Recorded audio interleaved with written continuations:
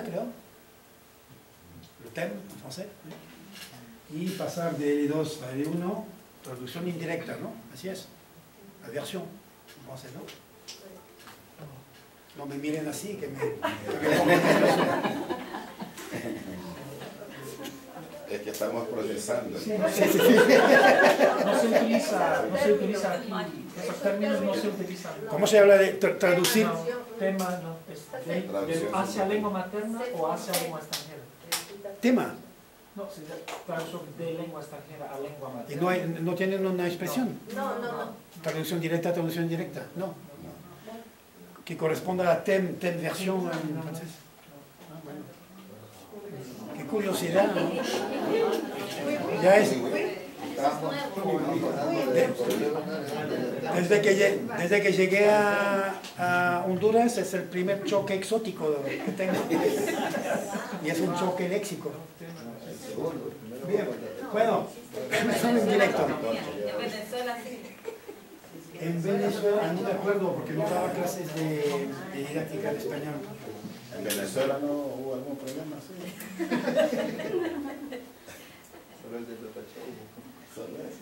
Yo estuve en Venezuela en la época dorada, 72-75, la crisis petrolera en Europa, pero allá, al contrario, ¿no?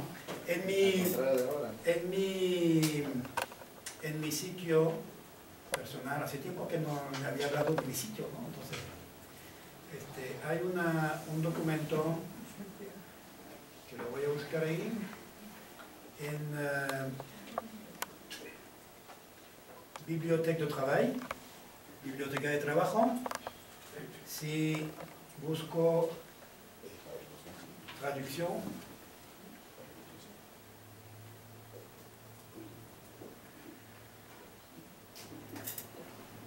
Número 33, funciones de la traducción y didáctica de las lenguas culturas, y de momento son 12 funciones diferentes. Tenemos 12 maneras legítimas, interesantes, eficaces de utilizar la lengua 1 en una clase de lengua 2. Eso no significa que vamos a pasar la mitad del tiempo hablando en la lengua materna. Hay que conocer todos los buenos casos de empleo de la lengua 1 para limitar precisamente estos casos, ¿no? Y pues, no sé, lo podemos ver en un segundo, pero está en francés, pero muy fácilmente se puede traducir.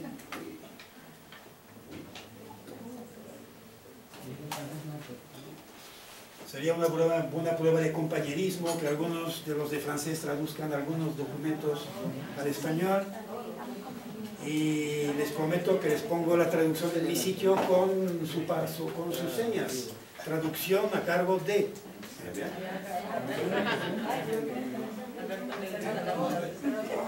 Ese está presentado como un ejercicio, ¿no? O sea que hay que, ¿cómo se dice? Cocher. Marcar lo que se piensa legítimo o no. 8, 9, normalmente llegamos a 12. Y aquí aparecen 3 nuevas funciones directamente relacionadas con el enfoque orientado a la acción social. Por ejemplo, en un proyecto, los alumnos, por ejemplo, de inglés lengua extranjera, han decidido hacer simulación o no, una especie de campaña de sensibilización para un tema, digamos, ecológico, por ejemplo, ¿no? Y han producido afiches u otros documentos. Pues, en una perspectiva orientada a la acción social, forzosamente el profesor, al final de una secuencia donde los alumnos han producido algo en la lengua extranjera, tendría que preguntarse, ¿este mismo documento no tendría una utilidad, un impacto social en la propia sociedad del alumno? Si la respuesta es sí, pues los alumnos van a traducir sus documentos y para difundirlo en su propia sociedad. ¿Okay? Esta es una función de la traducción que no en la que no se había pensado, que yo sepa hasta ahora. Y si la propongo no es que soy más inteligente, sencillamente porque adopto una perspectiva diferente, que es la perspectiva racional. No se ven las cosas diferentes, se ven las cosas diferentemente cuando se adopta otra perspectiva, forzosamente.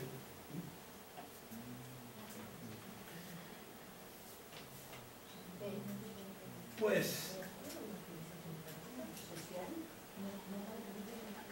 ¿por qué estaba eso? Estamos en oposiciones metodológicas fundamentales. Seguimos con esto.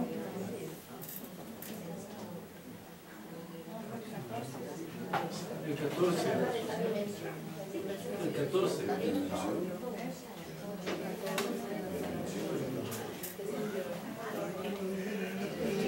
Método. Seguimos con los métodos, ¿no? Con los ladrillos. Método analítico, método sintético. Aquí tienen las definiciones, no las leo, se pueden leer fácilmente.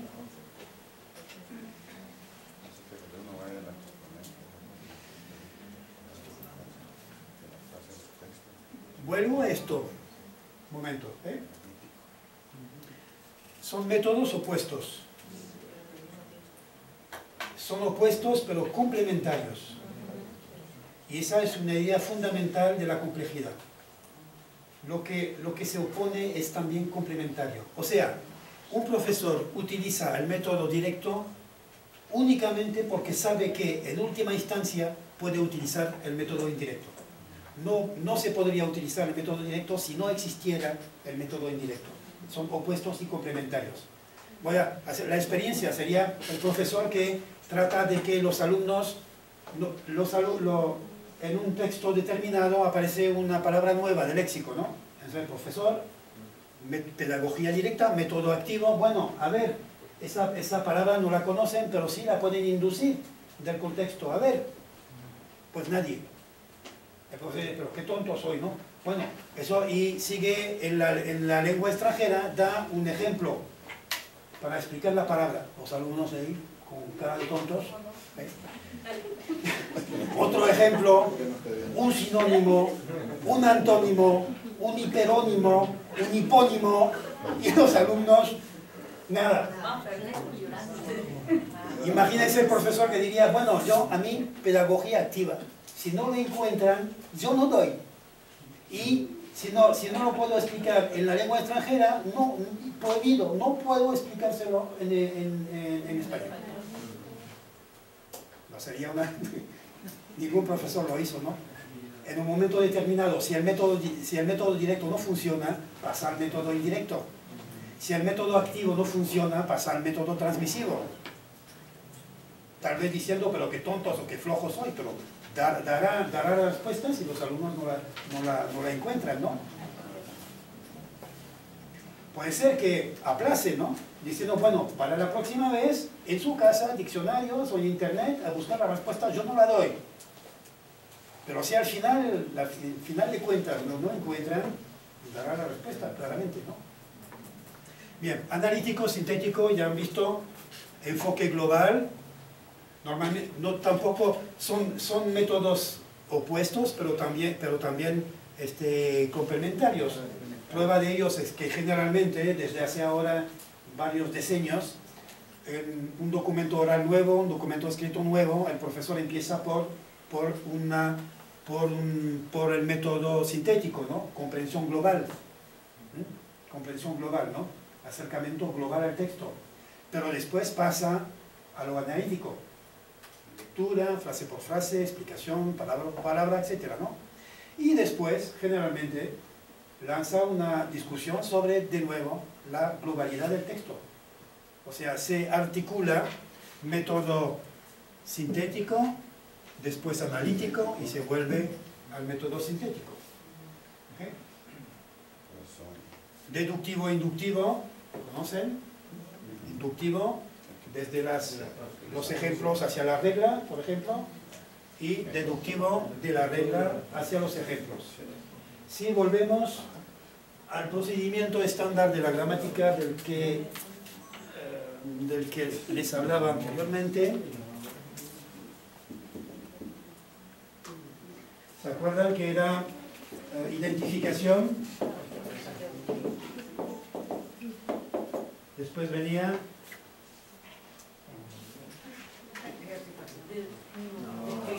que va rápido, ¿eh? Conceptualización.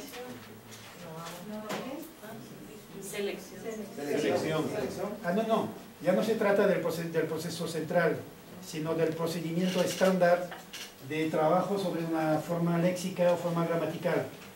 Primero los alumnos la tienen que identificar, después la tienen que comprender, ¿ya? Conceptualización.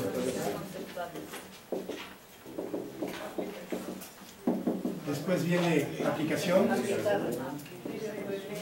entrenamiento, son ejercicios intensivos, orales, ¿okay? Entrenamiento, y después se propone a los alumnos situaciones de reempleo, ¿no? Reempleo. Estas son las diferentes fases por las que pasamos en la didáctica escolar. Vamos muy paso a paso, ¿no? E incluso evaluamos los diferentes niveles de dominio de la forma, ¿no? No nos contentamos con ejercicios de reempleo, sino que hay ejercicios de evaluación de la comprensión, ejercicios de evaluación de la aplicación. Los mismos ejercicios que se utilizan para este procedimiento hacia el reempleo, se utilizan también en ciertos momentos para evaluar en qué nivel de dominio están los alumnos, ¿no? Bueno, todo esto para decir que, comparando con esto, el método deductivo e inductivo, la conceptualización, ¿qué es? La conceptualización, ¿qué método es? ¿Deductivo o inductivo? Es inductivo. Es inductivo. ¿Y un ejercicio de aplicación? Deductivo. Deductivo.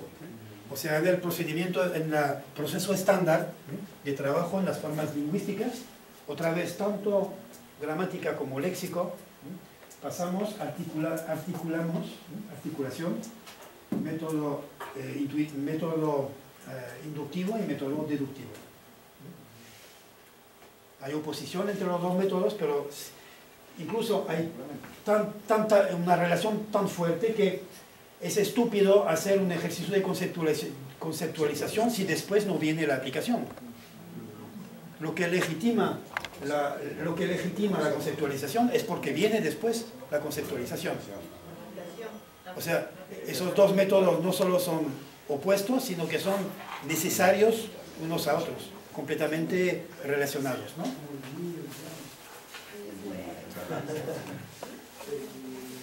Semasiológico, no masiológico. ¿Conocen los conceptos?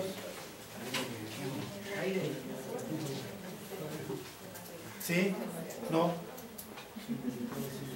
A ver, por ejemplo, aquí va, ustedes van a escuchar una grabación, un documento oral, un diálogo, en que van a oír sucesivamente las palabras siguientes. Cuidado, porque vamos a hacer ejercicio de verdad. Aparecen las palabras siguientes: niños, casa, tarde, televisión.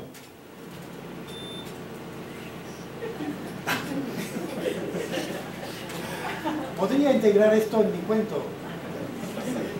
Aire. ¡Ay, sorpresa! No.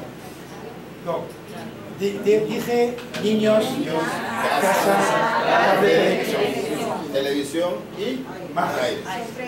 Mamá, no vamos a dejar esto. Mamá, trabajo, furiosa, gritos, cama. ¿Qué puede haber pasado? Esas son las palabras que llaman palabras claves. Son palabras que permiten precisamente inducir el sentido general, ¿no? La definición misma de palabras clave. ese tipo de ejercicio es un ejercicio semasiológico. He utilizado, ustedes han utilizado el método semasiológico o el método onomasiológico.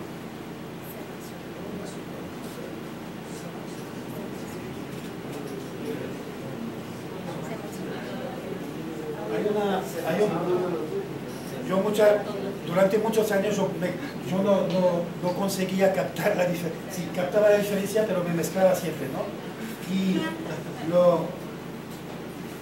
la solución que encontré, el procedimiento, era que el radical corresponde al objetivo. Objetivo. Si el sema, si el sentido es el objetivo, es que se parte de...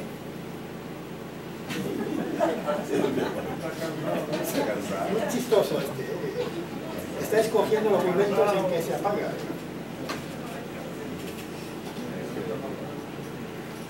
Si el objetivo es el sema, el sentido, es que partimos de las palabras. A partir de ciertas palabras inducimos un sentido. Es exactamente lo que hicieron, ¿no? Yo les di palabras y a partir de esas palabras indujeron, ¿no? Onomasiológico, pues el objetivo son las palabras y se da sentido, se da contenido semántico. Por ejemplo, lean ese texto y subrayen las palabras claves. Hay que comprender el texto, comprender el sentido para identificar las palabras. Pues es un ejercicio de tipo onomasiológico. No sé si conocen aquí, se hacen a veces, estuvo muy de moda en una época hacer formaciones de lectura rápida. Sí. Sí. El fundamento de la lectura rápida es ser capaz de articular constantemente el método semasiológico con el método onomasiológico. Es el fundamento mismo de un lector rápido pasa constantemente de un método a otro método, haciendo hipótesis sobre el sentido de lo que sigue y verificándolo a partir de palabras claves que encuentra o no, etc., ¿no? ¿Okay? Bien, reflexivo, ahí no funciona aquí. Reflexivo, repetitivo, aplicador, imitativo, comprensivo, expresivo, escritor. Estos son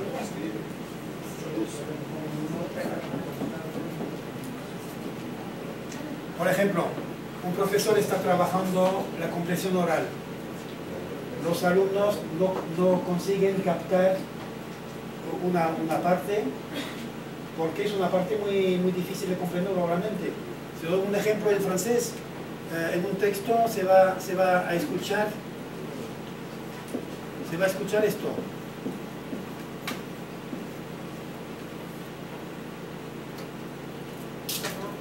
¿Cómo se lee esto en fonética?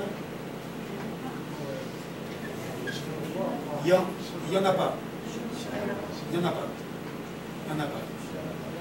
Esto en realidad oralmente corresponde a il, ni, on, n'a pas. Yo n'a pas. Es imposible hacer comprender la construcción de esta estructura oralmente. En un momento determinado vamos a pasar al método escrito. ¿Okay? Cuando entrenamos a los alumnos a la comprensión oral, pues aplicamos el método oral, pero en ciertos momentos el profesor va a pasar al método escrito para ayudar en ciertos momentos. ¿Okay? O se trabaja únicamente la versión oral y después se da la transcripción escrita. En este caso, la primera fase es método oral, la segunda fase método escrito. ¿Okay? Igualmente los dos métodos se complementan, ¿no? Bien, esto da los dos grandes tipos de ejercicios gramaticales. Hay dos tipologías en cuanto a ejercicios gramaticales. Una tipología que ya vimos antes, que era ejercicios sobre los dos ejes del lenguaje, o sea, ejercicios en el eje lineal, horizontal. Sí, que ¿cómo se llama? Directo. Hay el eje paradigmático y Transversal.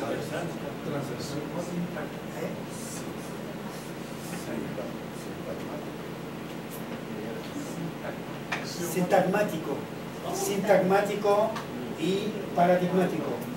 El sintagmático, el sintagma y paradigmático. Pues un ejercicio gramatical sobre el eje paradigmático es un ejercicio de transformación. Y sobre el eje paradigmático es un ejercicio de sustitución. ¿Okay?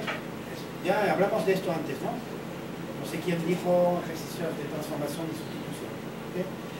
Y la segunda tipología fundamental es aplicación de reglas o reproducción de modelos. La aplicación de reglas es lo que vimos en este proceso de identificación, conceptualización, aplicación. ¿Okay? Aplicación de reglas. Se conceptualizan las reglas y después se aplican. Y otro tipo de ejercicio es reproducción de modelos, y es el modelo, valga la redundancia, del ejercicio estructural. En un ejercicio estructural, ¿qué es lo que se da primero al alumno? Es el modelo de transformación o sustitución. Y después se pide al alumno que reproduzca el modelo. Es reproducción de modelos. ¿Okay? Son los dos tipos de ejercicios gramaticales.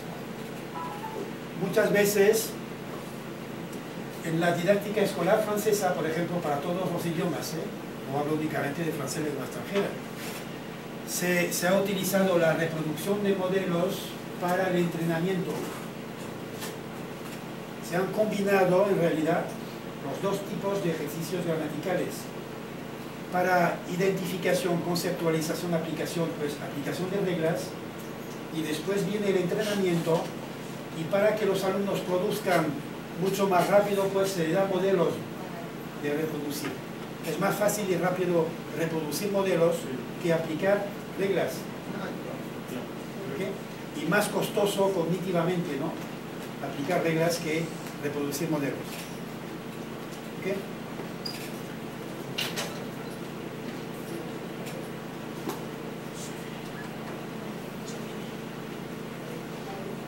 Pues el problema en formación de profesores no es la perspectiva metodológica, por ejemplo, sería definir la mejor selección, articulación y combinación entre todos estos métodos, ¿no? Eso sería un enfoque, sería una perspectiva metodológica, prescriptiva, ¿no? Se le va a decir a los alumnos, bueno, por ejemplo, el método indirecto está prohibido completamente o únicamente se puede utilizar en tal o cual circunstancia, ¿no? El método activo, método deductivo. Y la perspectiva didáctica, pues precisamente es lo que acabo de decir, que son métodos opuestos pero complementarios. Y le toca al profesor, es la responsabilidad del profesor, ver cómo precisamente selecciona y articula estos métodos, pero en su trabajo cotidiano. No tiene un modelo global que le selecciona, articula, combina entre todos estos métodos. Todos estos métodos los tiene a su disposición y es su responsabilidad seleccionar, combinar, articular unos y otros, según precisamente a partir del entorno, de sus objetivos, de sus soportes, de los alumnos. Y otra vez, esto permite a la vez ser flexible y riguroso. ¿Cómo un profesor puede ser a la vez flexible y riguroso? Hay que ser flexible, estamos de acuerdo, ¿no? Pero hay que ser riguroso también. Te voy a contar una anécdota. A esta hora las anécdotas no se rechazan nunca. Voy a ver, eso me pasó varias veces en mi trabajo de 10 años de formación inicial de profesores en París. Hago una visita de consejo, ¿no? A un profesor principiante. Y llega y tiene su texto ahí preparado y tiene sus preguntas preparadas y imperturbablemente, ya se ve porque está ahí, hace las preguntas, algunas respuestas y después pasa a su pregunta siguiente, ¿no? Cualquiera que sean las respuestas, ¿no? Dice sí, bien o no bien o repite, pero después pasa a su pregunta. Cuando una respuesta no la tiene prevista, hace como si no la hubiera oído.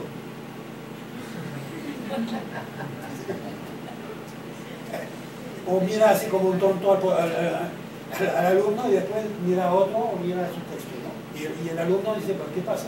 He dado una respuesta y ¿qué? Y entonces, con ese procedimiento, los alumnos se dan cuenta que cualquiera que sean sus respuestas, no cambia nada, ¿no?